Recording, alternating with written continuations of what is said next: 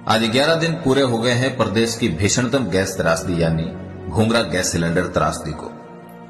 8 दिसंबर के शुभ दिन को सुरेंद्र सिंह की बारात रवाना होनी थी। सगत सिंह का घर सजा धजा था, लेकिन उस क्षण क्या होना था ये कोई नहीं जानता था। गैस सिलेंडर से विस्फोट होता है, घर आग का गोला बन जाता है और 60 से अधिक लोग घायल हो जाते हैं। उस वक्त किसी को नहीं पता था कि कितने बचेंगे कितने नहीं, लेकिन जिसने भी सुना उनकी ईश्वर से एक ही प्रार्थना थी कि सब जल्द से जल्द स्वस्थ हो जाए। पहले दिन मृतकों की संख्या 2 थी, लेकिन फिर मृतकों की संख्या रुकने का नाम नहीं ले रही थी। 2, फिर 4, फिर 8, 8 से 18। ये जिसने भी सुना, जिसने देखा, जिसने पढ़ा, उन सबको डर लगने लगा अपने खुद के घर के अंदर के गैस सिलेंडर से। जिस घर में घटना घटी वो एकदम गरीब परिवार, गरीब के रिश्तेदार भी गरीब, लेकिन दुर्भाग्य था इन गरीबों का कि ये राजपूत जाति में पैदा हो गए। यदि और कोई होता इस जगह तो अब तक उनको न्याय मिल जाता, उनको आर्थिक मुआवजा मिल जाता। अशोक गहलोत 9 दिसंबर को आते हैं और 5 लाख चिरंजीवी योजना के तहत और 2 लाख सीएम सहायता कोष से घोषणा कर देते हैं, लेकिन ये राशि इस घटना के सामने न के बराबर थी। एक परिवार को खड़ा होने में दशक लग जाते हैं और एक क्षण में वे परिवार खत्म हो जाए तो अब वापिस उनको खड़ा होने में दशक लग जाएंगे। पीड़ित परिवारों की हालात ना आप सुन सकते हैं और ना ही आप देख सकते हैं। सुनील सेन दुल्हे को तैयार करने आता है, कैमरामैन शादी के वो पल कैद करने आता है जिसे ताम्र लोग संजो कर रखते हैं। कुमार खाना बनाने आया हुआ था, ढोली गीत गा रहा था, लेकिन ये सब अब नहीं रहे। कोई अपने पिता का इकलौता बेटा तो कोई अपने पिता का आज्ञाकारी बेटा। सुनील सेन के पिता तो पिछले कई सालों से बीमारी की वजह से पागल है। अभी कुछ महीनों पहले थोड़ा सुधार हुआ, लेकिन अब फिर से वही हालत। सुरेंद्र सिंह दुल्हे का मौसेरा भाई चौक पोखरण से अपने भाई की शादी में आता है, लेकिन जब ये घटना घटी तो तुरंत भागा, घर में महिलाओं व बच्चों को बाहर निकाला। सुनील और सुरेंद्र ने मिलकर लगभग 15 से 16 लोगों को घर से बाहर निकाला, लेकिन खुद को नहीं बचा पाए। इन मौतों की चित्कार के बीच न जाने कितनों ने अपनों को खोया, लेकिन तंत्र की तंद्रा अब भी भंग नहीं हुई। कुछ सवाल इन मौतों की चित्कार सुनकर ठिठक कर खड़े हो गए थे, वे अब तक वहीं खड़े हैं। विधायक, पूर्व विधायक, सांसद, मुख्यमंत्री, प्रशासन, गैस एजेंसी, सबसे सवाल होते हैं। क्या वर्तमान विधायक मुख्यमंत्री के ऊपर दबाव नहीं बना सकते? अन्य प्रकरण में तो वहां के विधायक इस्तीफा देने को तैयार हो जाते हैं। पूर्व विधायक 3 बार विधायक रह चुके हैं, लेकिन सहायता करते हैं 50,000 की।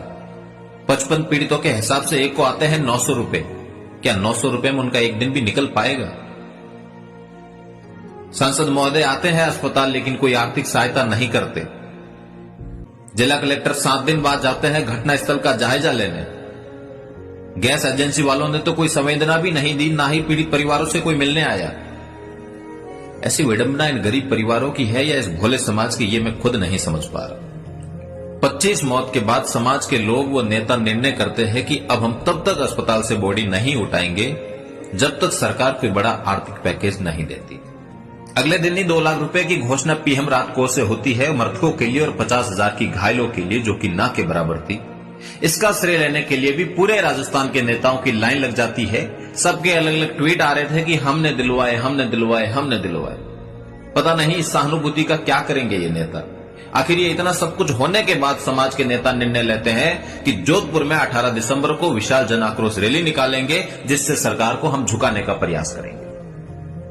मांगे थी कि प्रभावित हुए परिवारों में मृतक को 50 लाख और घायल को 25 लाख की आर्थिक सहायता, मृतक के परिवार में किसी योग्य व्यक्ति को सरकारी नौकरी, घायल परिवार में किसी एक को संविदा पर नौकरी दी जाए।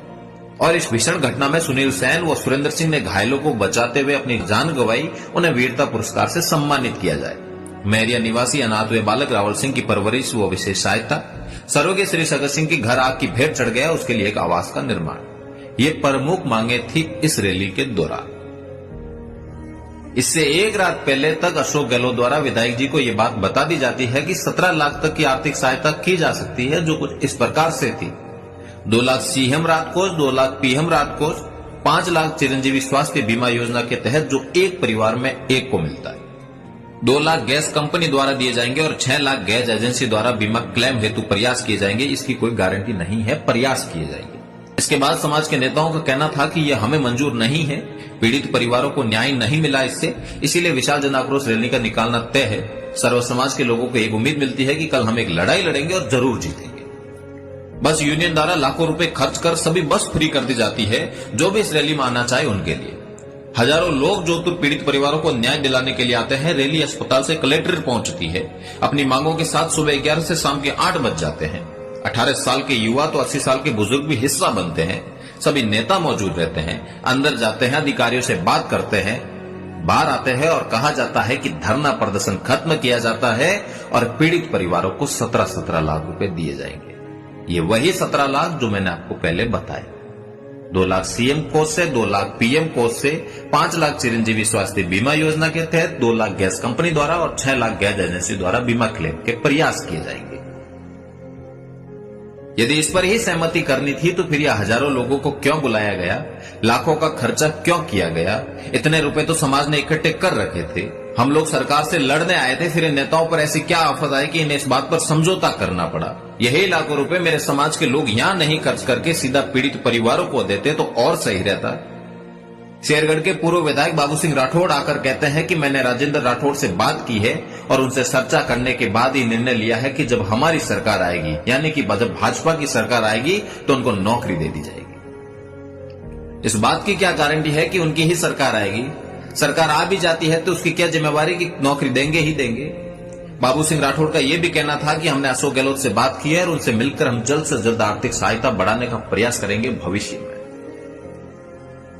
इन बातों पर कैसे विश्वास करें मुझे नहीं पता, करना चाहिए या नहीं करना चाहिए मुझे यह भी नहीं पता। इन सब के बीच मैंने भोपाल गैस त्रासदी को पढ़ा। उस त्रासदी में लगभग 15,000 लोग मारे गए थे। विश्व की सबसे बड़ी गैस त्रासदी थी वो, लेकिन आज भी उन पीड़ित परिवारों के सदस्य न्याय की लड़ाई लड़ रहे हैं न्यायालय के अंदर। आज भी उनको आर्थिक मुआवजा नहीं मिला है।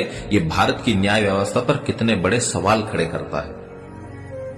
हम नहीं जानते कि कौन किसके कहने से दबा या क्या दबा। हम नहीं जानते क्यों इन पीड़ित परिवारों की न्याय की लड़ाई को रोक दिया गया। प्रश्न के उत्तर जहां से आने थे वहां चुप्पी के ताले लगे हुए थे। न्याय की बात तो कौन करे। अब जो लोग जिंदा बच गए हैं अपने सीने में वो दफन करेंगे मंजर और पीढ़ी दर पीढ़ी सौंपेंगे।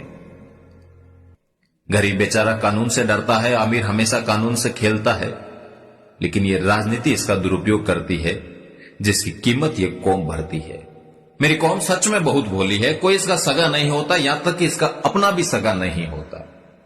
मुझे नहीं पता इन पीड़ित परिवारों को कब न्याय मिलेगा। मेरे समाज के भामाशाहों ने बहुत सारा पैसा दिया है, लेकिन वो हमारे समाज का पैसा है। फिर सरकार ने क्या किया है?